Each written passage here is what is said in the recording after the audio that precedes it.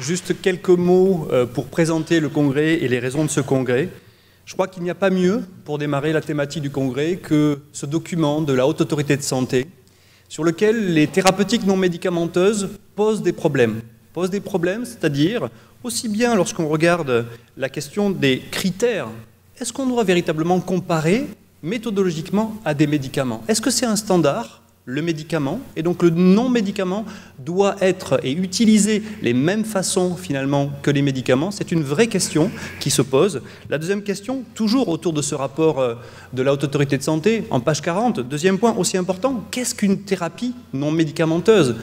Un complément alimentaire, un régime alimentaire, une activité physique, un tic santé, un programme d'éducation thérapeutique, une psychothérapie, finalement aujourd'hui on ne sait pas trop définir précisément ce que relève ce champ qui est pas très précis, et donc naturellement les résultats et les conclusions de la Haute Autorité de Santé sont plutôt dubitatives pour l'instant, et comme l'a très bien dit Madame Mandroux, on sait, manifestement ça marche, manifestement on sait depuis très longtemps, sur le plan clinique on sait.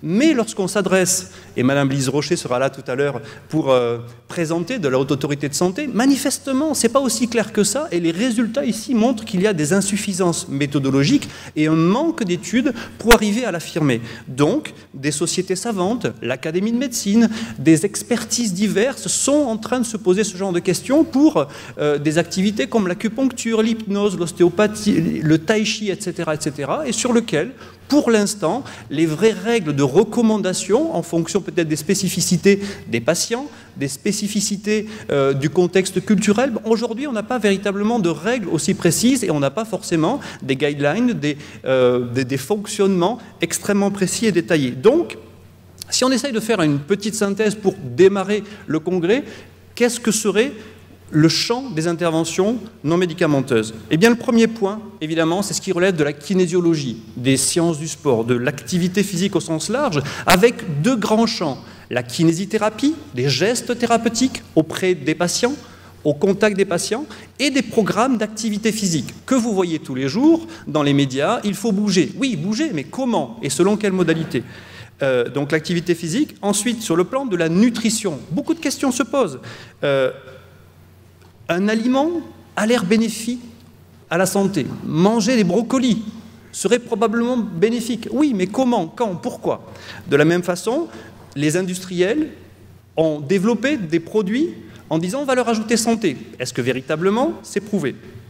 De la même façon, des compléments alimentaires, beaucoup de débats se posent aujourd'hui sur des questions de nutrition. Et enfin, dans le domaine de la psychologie, au sens large du terme, des sciences humaines, non seulement les psychothérapies, mais également tout ce qui relève de l'éducation thérapeutique au sens large pose un certain nombre de soucis. On ne connaît pas précisément quelle dose, quelle modalité, quelle durée, et Jacques Mercier l'a bien évoqué sur la question de la durée, puisqu'il faut évidemment que ça dure, oui, mais combien de temps, comment et selon quel fonctionnement. Donc aujourd'hui, le congrès Epsilon, deuxième génération, se pose ces questions-là.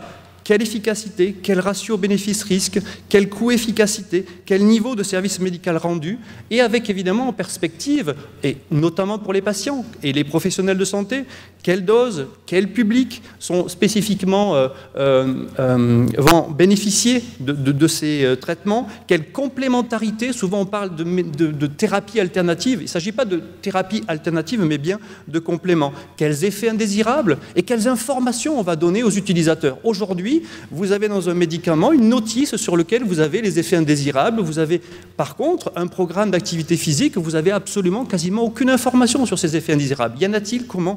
Quand? Pourquoi? Donc aujourd'hui, le congrès Epsilon se pose cette question avec toute l'équipe et tout le laboratoire sur véritablement non plus uniquement être dans le fait de montrer, être satisfait ou avoir des études et des recherches qui étudient les mécanismes, mais bien les interventions et tenter de le démontrer et démontrer l'efficacité de ces interventions. J'aimerais, comme nous l'avons fait en 2011, citer des personnes qui, et vraiment je veux dédicacer ce congrès à ces personnes, parce que elles ont œuvré et elles œuvrent de façon extrêmement significative dans à la fois le soutien aux recherches et à la fois la recherche peut-être personnelle sur ces aspects.